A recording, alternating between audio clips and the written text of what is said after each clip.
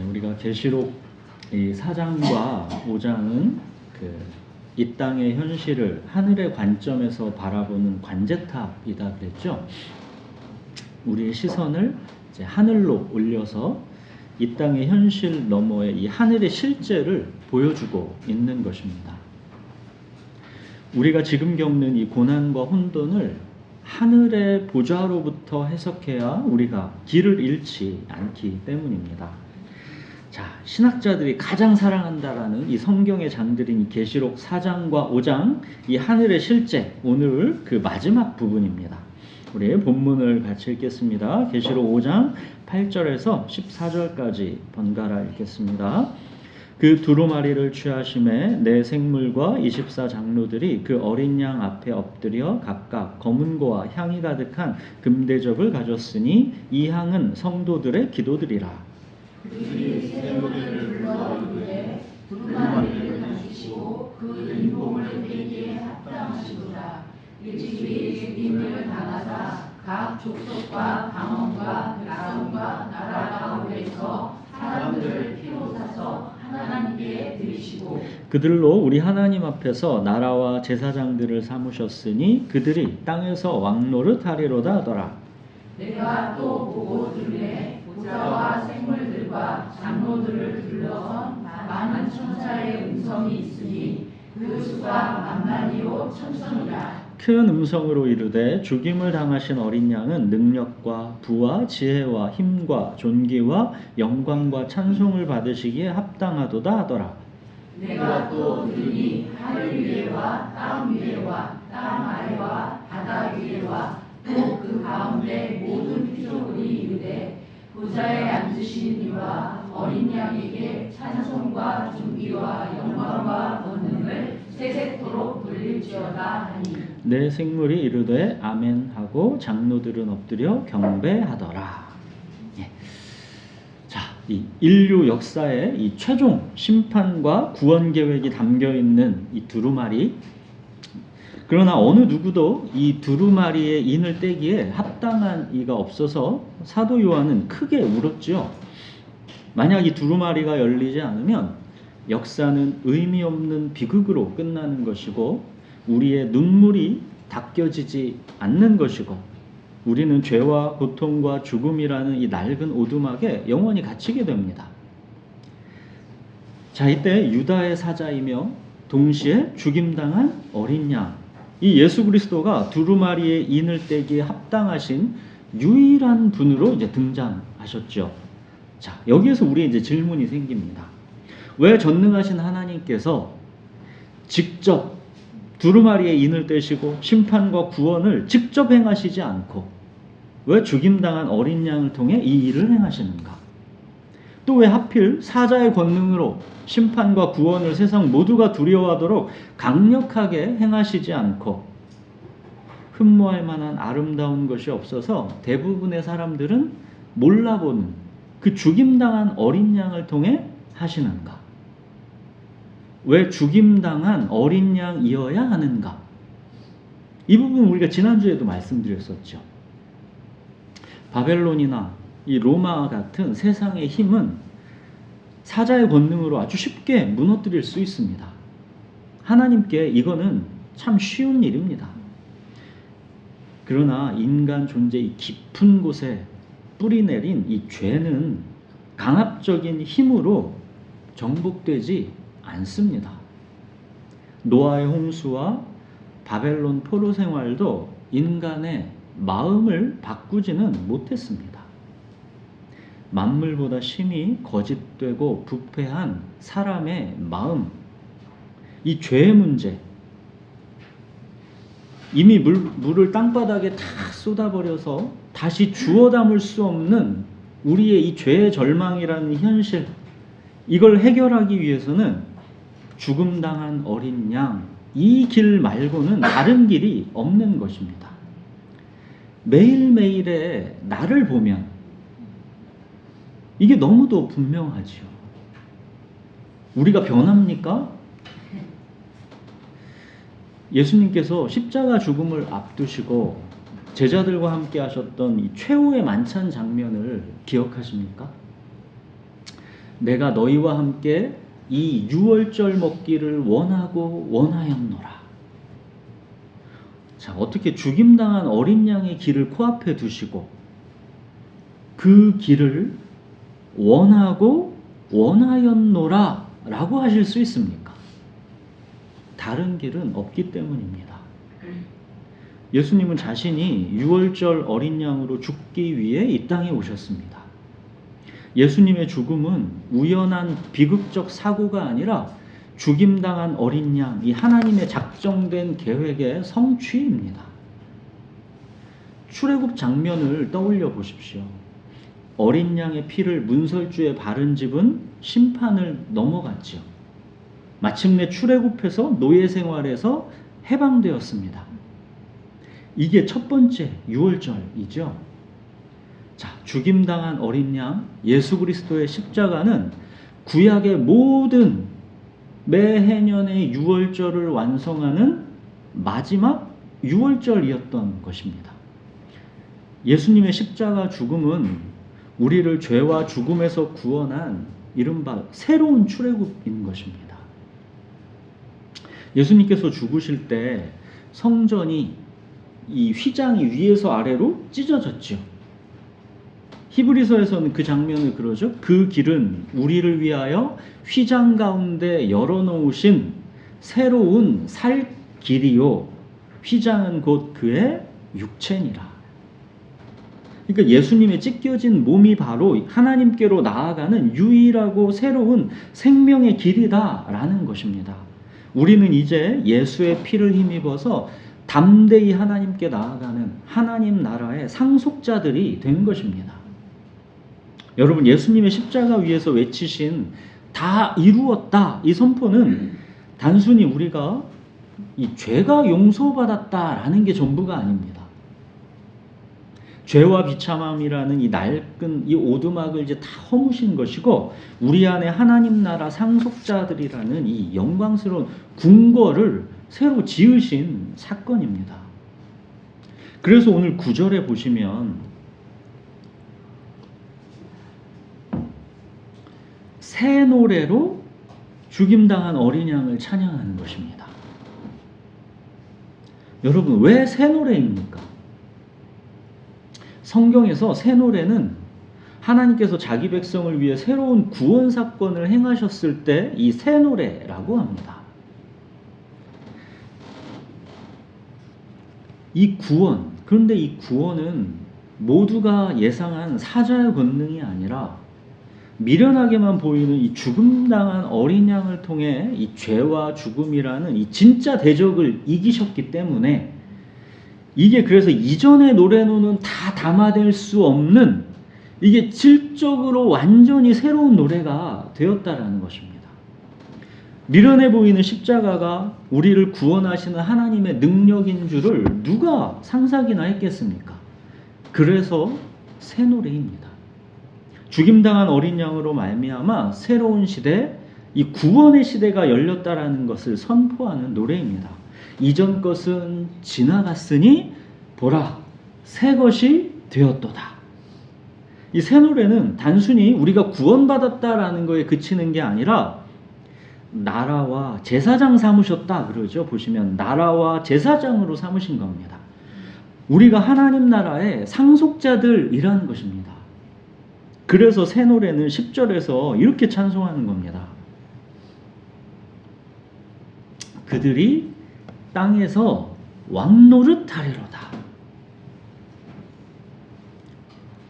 우리는 이미 지금 이 땅에서부터 하나님 나라의 영광스러운 상속자들이다라는 것이죠. 자, 여러분, 근데 이게 지금 이 땅의 현실에서 우리 눈에 잘 안 보이죠. 왕노릇 하는 것 같습니까? 이게 잘 안 보입니다. 이미 살펴봤었던 7교회에 고난당하는 현실에서 이게 보입니까? 이게 잘 안 보입니다. 죽어서 천국 가서 하늘에서 왕노릇 한다면 그냥 그런가 보다 하겠는데 땅에서 왕노릇 한다라는 게 이게 도무지 이해가 안 가는 것입니다. 여러분, 땅에서 왕노릇 한다라는 거는 이게 사자의 승리로 눈에 보이게 나타나는 게 아닙니다. 세상적인 성공, 병이 낫고 건강하게 장수하는 것, 이런 만사형통이 땅에서 왕노릇하는 핵심이 아닙니다. 아브라함을 하나님께서 불러내셨을 때 첫 약속이 뭡니까? 너는 복이 될지라. 땅의 모든 족속이 너로 말미암아 복을 얻을 것이라.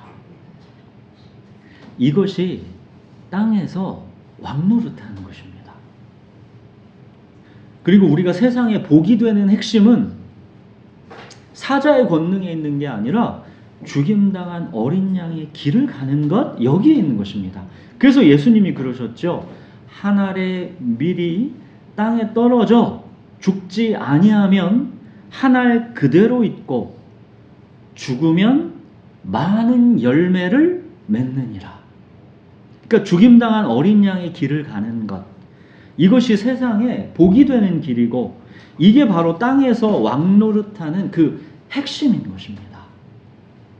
모두가 자기만을 위해 살아가는 이 세상의 가치관에 무릎 꿇지 않고 자기를 부인하고 자기 십자가를 지고 따라라 하시는 주님의 말씀을 끝까지 간직하고 지켜내고 파수하는 자, 그가 진짜 이 땅에 진짜 왕답게 사는 것입니다. 현실은 환난과 궁핍이었지만 주님은 서머나교회에게 실상은 네가 부요한 자다 그러셨죠. 이게 땅에서 왕노릇하는 것입니다. 작은 능력을 가지고서도 주님의 말씀을 지키며 배반하지 아니한 빌라델비아 교회, 이게 땅에서 왕노릇하는 것입니다. 그러니까 서머나 교회, 빌라델비아 교회, 이렇게 죽임당한 어린 양의 길을 가는 그리스도인들이 바로 세상의 복인 것입니다. 땅의 모든 족속이 이들로 말미암아 복을 얻게 되는 것입니다. 자, 스데반을 죽였던 바울.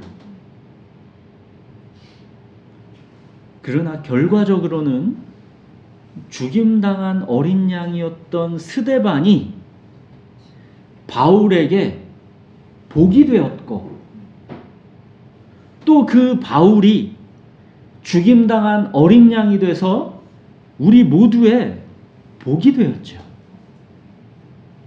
죽임당하신 어린 양이 십자가에서 왕노릇하셨던 것처럼 또 우리도 마찬가지로 고난의 현장에서 믿음을 지킬 때 바로 그곳이 우리가 왕노릇하는 보좌가 되는 것입니다. 하나님은 우리의 고난의 순종을 세상의 복으로 만드시는 겁니다. 이게 우리의 이 땅에서의 왕노릇인 것입니다. 세상에서는 정복하고 부와 권세를 누리는 자가 왕이지만 하나님 나라에서는 복이 되는 사람이 왕입니다. 가난하고 평범한 일상을 힘겹게 살아가더라도 그가 하나님 나라 백성으로 자기에게 주신 삶의 자리에서 믿음과 사랑을 실천하면서 살아간다면 그가 바로 복이 되는 사람, 왕노릇하는 사람인 것입니다. 회사에서 사장님도 있고 부장, 과장 다 있어도 어느 말단 사원이 자기가 있는 그 자리에서 하나님 나라 백성으로 신실하게 살아간다면 그가 바로 그 회사에 복이 되는 사람인 것이고 그가 왕노릇하는 사람인 것입니다. 자, 하나님의 말씀은 분명 이렇게 강력하게 우리가 하나님 나라 상속자이며 이 땅에서 왕노릇하고 있다고 우리에게 선포하시는데 우리 마음은 참 받아들이기가 쉽지가 않죠. 이 땅에서 우리 삶이 어렵고 힘이 듭니다. 상속자의 고난이 있는 것이죠. 자기를 부인하고 자기 십자가를 지고 따르는 길, 이게 정말 쉽지가 않습니다. 내 죄를 꺾는 것도 어렵고 그냥 인생 자체가 사실은 고난이기도 해서 그것만으로도 힘든데 세상에 복이 되기 위해서 내가 하나님의 일로 죽임당하는 그런 자발적 고난은 이건 정말 너무도 저세상 말씀 같은 것이죠. 그걸 누가 따를 수 있냐는 것입니다. 우리는 솔직히 사대 교회나 라오디게아 교회처럼 이 땅에서 그냥 세상의 가치관에 적당히 순응하면서 부유하고 편안하게 살다가 죽어서 천국 가서는 이전에 내가 잘못 살았던 건 다 없던 걸로 하고 싶지요. 몸도 마음도 편하고 싶지 눈물과 고통의 이 자발적 고난의 길을 간다라는 게 이게 쉽지 않은 것입니다. 힘들어서 낙심하고 원망하게 될까봐 두려운 것이죠. 주님이 정말 함께 하시면서 그 어둠과 깊은 사망의 골짜기에서 우리 지켜주실지 불안한 것입니다. 감히 두 발을 떼서 못 가겠는 것이죠. 여러분 그렇지만 8절을 한번 보십시오.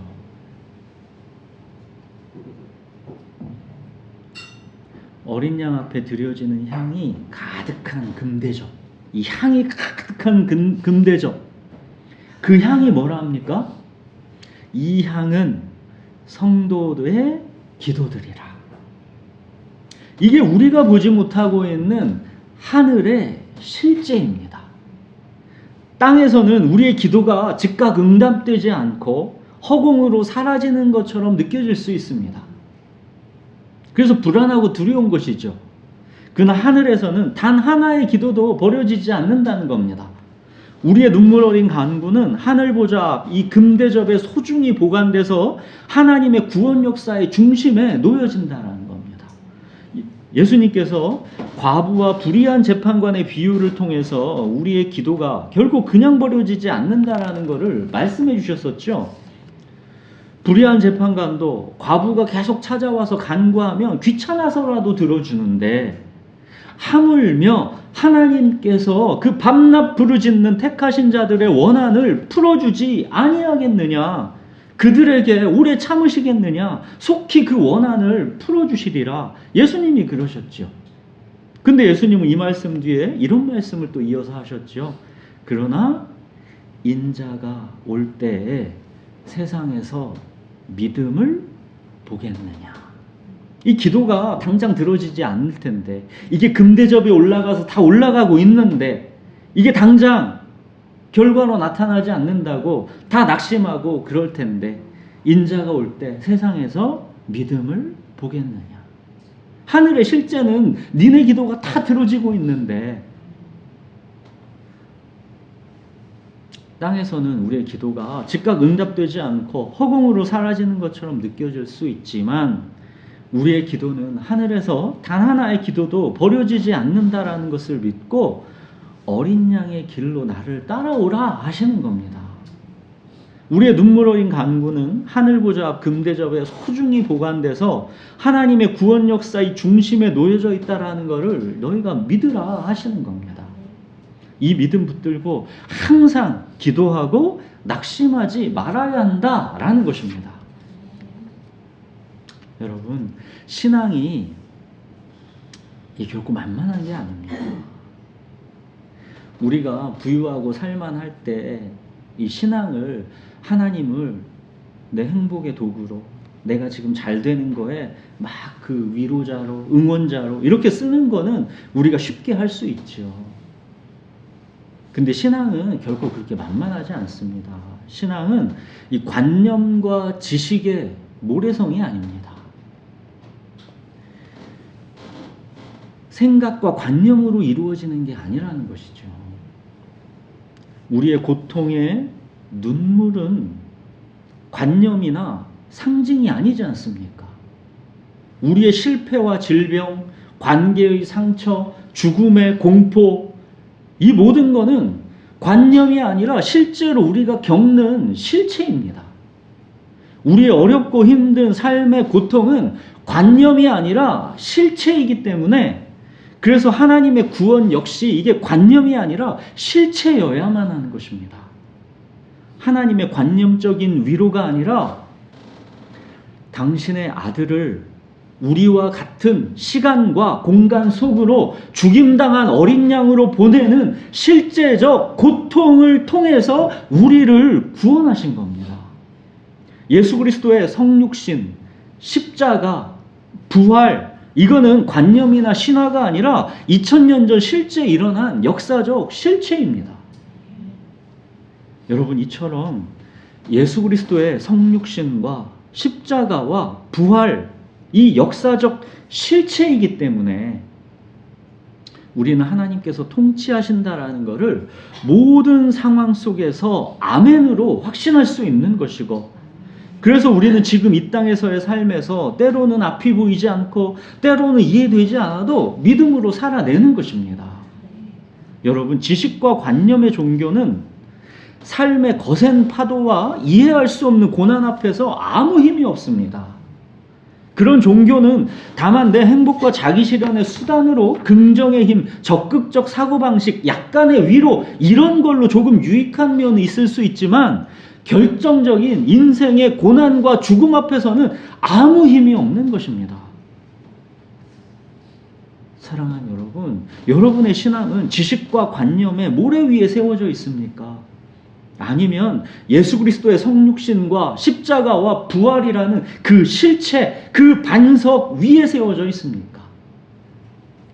여러분, 우리 삶에 비가 내리고 폭풍이 몰아칠 때 그때 내 신앙이 지식과 관념의 모래성이었는지, 아니면 예수 그리스도의 성육신과 십자가와 부활이라는 그 실체, 그 반석 위에 내 신앙이 세워져 있었는지는 그때 판명나는 겁니다.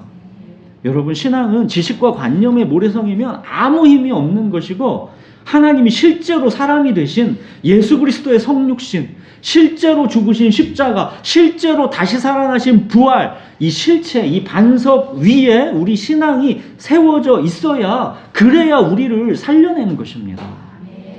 요한은 그의 또 다른 편지 요한 1서 1장 1절에서 이렇게 말하죠. 태초부터 있는 생명의 말씀에 관하여는 우리가 들은 바요, 눈으로 본 바요, 자세히 보고 우리 손으로 만진 바라. 우리는 예수 그리스도를 지식과 관념으로 아는 게 아니라 우리가 들은 바요, 눈으로 본 바요, 자세히 보고 우리 손으로 만진 바다, 그러는 겁니다. 우리 신앙은 지식과 관념이 아니라 듣고 보고 만져지는 실체라는 것입니다. 여러분, 신앙이 단지 지식과 관념이면 어떻게 그 수많은 그리스도인들이 자기 목숨을 바쳐서 믿음을 지킵니까?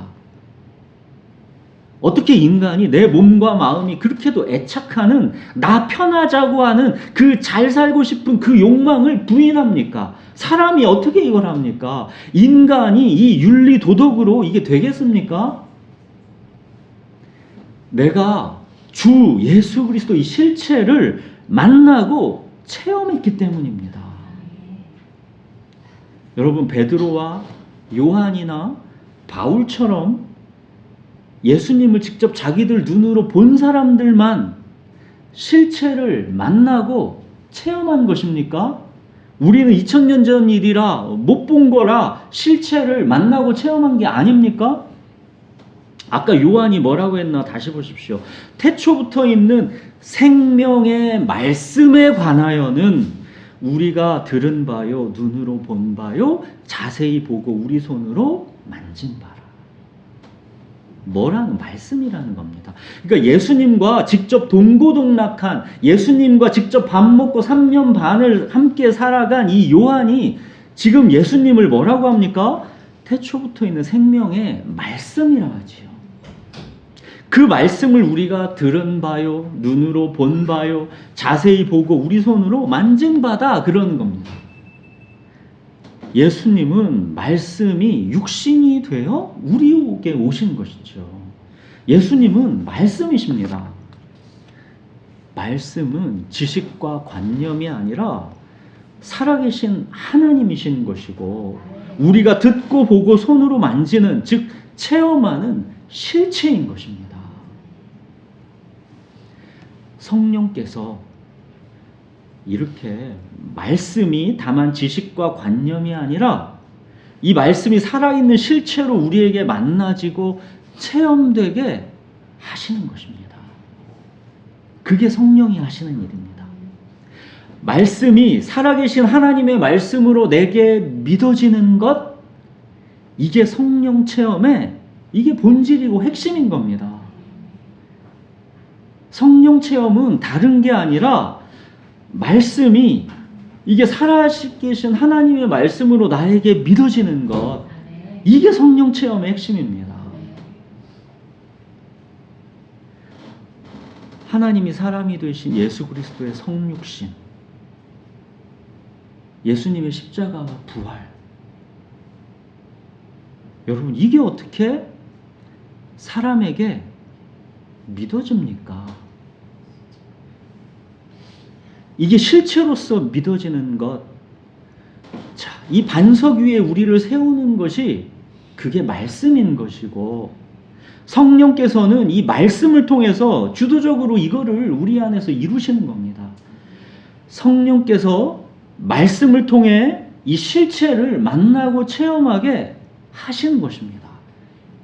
이것 때문에 그렇게도 구약 성경에서 내 영을 너희 속에 두리라, 이 약속, 내 영을 너희 속에 두리라, 이 약속을 그렇게도 하나님이 구약에서 성령을 약속해 오셨던 겁니다. 성령께서 말씀을 다만 지식과 관념이 아니라 살아있는 실체로 하나님으로 그렇게 우리를 경험케 하게 하시는 그 날이 너희에게 올 것이다. 구약 성경에서는 이거 약속해 온 겁니다. 야, 내 영을 너희 속에 둘 거야. 그래서 이제 예수 그리스도가 오셨고 우리를 위해 죽으시고 부활하셔서 성령이 오신 겁니다. 사랑하는 여러분, 신앙은 지식이나 관념에 불과한 것이 아니라, 그렇기 때문에 이 하늘의 실제, 4장 5장에서 마지막, 이게 어떻게 끝납니까? 이게 그래서 논리나 설명으로 끝나는 게 아닙니다. 하늘의 실제 4장 5장은 논리, 설명, 막 이해, 그런 게 아니에요. 그래서 신학자들이 이걸 그렇게 좋아하는지 모릅니다, 이 장을.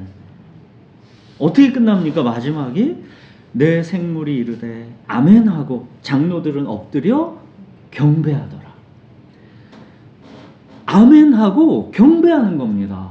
이걸 뭐 논리적으로 설명으로 그렇게 우리가 하는 게 아니라 이 실체를 만난 그 실체 앞에서 아멘 하는 것이고 엎드려 경배하는 것입니다. 죽임당한 어린 양이 온 우주의 경배를 받으시는 하나님이다라는 이 실체 앞에서 우리의 합당한 반응은 지식적 동의가 아니라 아멘하고 엎드려 경배하는 것입니다.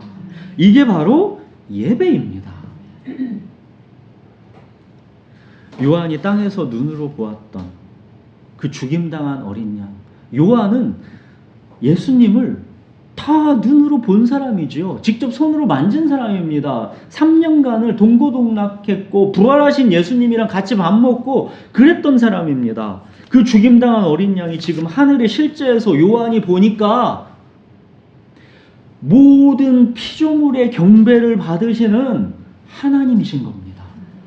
자기가 눈으로 보고 손으로 만졌던 그 예수님이 온 우주의 경배를 받으시는 하나님으로 거기 계신 겁니다.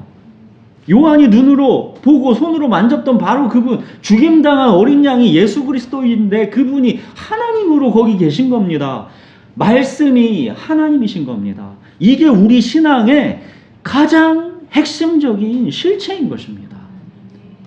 자, 죽임당한 어린 양 예수 그리스도가 하나님이신데, 요한을 생각해 보십시오. 내가 직접 손으로 만져보고 함께했던 그분 예수 그리스도가 하나님이신데, 그렇다면 우리의 구원은 얼마나 확실한 것이겠냐라는 겁니다. 결코 정죄함이 없고 그 무엇도 하나님의 사랑에서 끊을 수 없는 것이죠. 이 위대한 괄호 안에 있는 이 땅의 우리의 삶은, 이 상속자의 고난은 우리가 넉넉히 이기는 것이죠. 이게 너무 확실하다라는 게 그 한 장면에서 요한은 이게 너무 확실한 겁니다. 이제 우리 하나님 나라 상속자들의 삶은 그래서 그 자체가 새 노래인 것입니다. 우리가 불안하고 두려운 삶의 현실에서도 하나님의 주권을 신뢰하면서 자기를 부인하고 죽임당한 어린 양의 길로 우리가 따라갈 때, 그때 우리의 삶이 새 노래로 드려지는 찬송인 겁니다. 나무가 마르고 열매가 없으나 나는 여호와로 말미암아 즐거워하며 나의 구원의 하나님으로 말미암아 기뻐하리로다. 이 하박국의 찬양, 이게 새 노래인 것입니다. 또 사망의 음침한 골짜기를 다니는 그 고통의 현실인데도 그 속에서도 여호와는 나의 목자시니 내게 부족함이 없으리로다. 이 다윗의 노래, 이게 새 노래인 것입니다. 또 빌립보 감옥에서 억울하게 갇혀있던 바울과 실라가 한밤중에 어떻게 했습니까? 하나님을 찬송했죠. 이게 새 노래입니다. 이런 것이 바로 세상은 이해할 수도 없고 감당할 수도 없는 땅에서 왕노릇하는 우리 하나님 나라 상속자들의 새 노래인 것입니다. 자, 아무리 이렇게 말씀드려도 그냥 삶이 좀 아무 문제 없고 쉽고 편했으면 좋겠죠. 죽임당한 어린 양의 길이 아니라 매 순간을 사자의 권능으로 그냥 만사형통하게 해주셨으면 좋겠죠. 모든 문제 다 풀리고 뭐 취업은 취업대로 잘 되고 항상 건강하고 장수하고 남들이 다 부러워하는 그런 삶으로 살았으면 좋겠죠. 솔직히 우리가 그렇지 않습니까? 이 길을 어떻게 가나 싶죠. 그러나 여러분 걱정 마십시오. 내가 가기 싫어도 하나님께서 택하신 상속자는 사람의 매와 인생의 채찍이란 이 고난의 학교에 밀어 넣으십니다. 시편에서 그러죠. 그의 발은 착고를 차고 그의 몸은 쇠사슬에 매였으니 곧 여호와의 말씀이 응할 때까지라. 그의 말씀이 그를 단련하였도다. 말씀이 단련하여 우리를 끌고 간다라는 겁니다. 하나님께서는 왜 우리에게 이 상속자의 고난이 필요하다라고 여기시는지, 나는 필요 없는 것 같은데 왜 하나님은 그거 필요하다고 여기시는지 우리가 다 이거 이해하지 못합니다. 우리가 학교 다닐 때 어려서 뭐 공부를 왜 해야 하는지 알고 학교 다녔습니까? 그냥 부모님이 비싼 등록금 내주고 학교 보내니까 학교 가서 공부하는 것이죠. 남들 놀 때 놀고 싶지 공부하고 싶겠습니까? 근데 학교 보내니까 가는 것이죠. 우리는 그 인내의 연단을 통해서 그 인생의 학교에서 주는 나의 목자시니 이 한 가지로 내게 모든 게 충분하다라는 것을 그 학교에서 배워가는 것이고, 그 결과 어둠의 깊고 음침한 골짜기에서도 목자이신 주님으로 말미암아서 내가 부족함이 없도다. 이게 진정 뭔지가 누려지는 것입니다. 이게 바로 우리가 사람의 매와 인생의 채찍이라는 그 삶의 학교에서 우리가 키워가는 우리의 실력인 것입니다. 학교에서 공부 잘하는 사람도 있고 공부 좀 못하는 사람도 있는 것처럼 우리 이 삶의 학교에서도 마찬가지입니다. 거기서 조금 더 잘하는 사람도 있고 조금 더 못하는 사람도 있고, 근데 뭐 크게 중요하지 않습니다. 그냥 부모님께서 보내셨으면 학교에서 졸업하면 되는 것이죠. 또 누구나 다 졸업은 합니다. 성적이야 뭐 어떻게 됐든 졸업하면 되는 것입니다. 푸른 초장과 쉴만한 물가도 우리에게 여러분 유익이지만 정말로 우리를 단단하게 하는 꼴은 어둠의 깊은 골짜기, 그곳에 있는 것이기 때문에 때로는 목자이신 주님은 우리를 그 깊은 곳으로 데려가시는 겁니다. 우리는 그렇게 주님을 의지해서 이 눈에 아무 증거 아니 보여도 믿음으로 한 걸음씩 계속 나아가는 것입니다. 이게 바로 우리가 삶으로 올려드리는 우리의 새 노래인 것이고, 이 새 노래가 바로 하나님께서 그토록 나는 다른 누구에게도 이거 뺏기지 않고 내가 반드시 내 백성에게 받아내고야 말겠다. 그 찬송, 그 새 노래가 이겁니다. 사랑하는 여러분, 때로는 앞이 보이지 않고 이해되지 않는 길이지만 또 때로는 우리 눈에 아무 증거가 아니 보이는 그런 막막한 안개 속 같은 길이지만, 그럼에도 한 걸음을 또 내딛어서 사자의 심장으로 어린 양의 길을 걸어가는 삶, 이 삶의 노래가 우리가 부를 새 노래입니다. 우리 기도하겠습니다.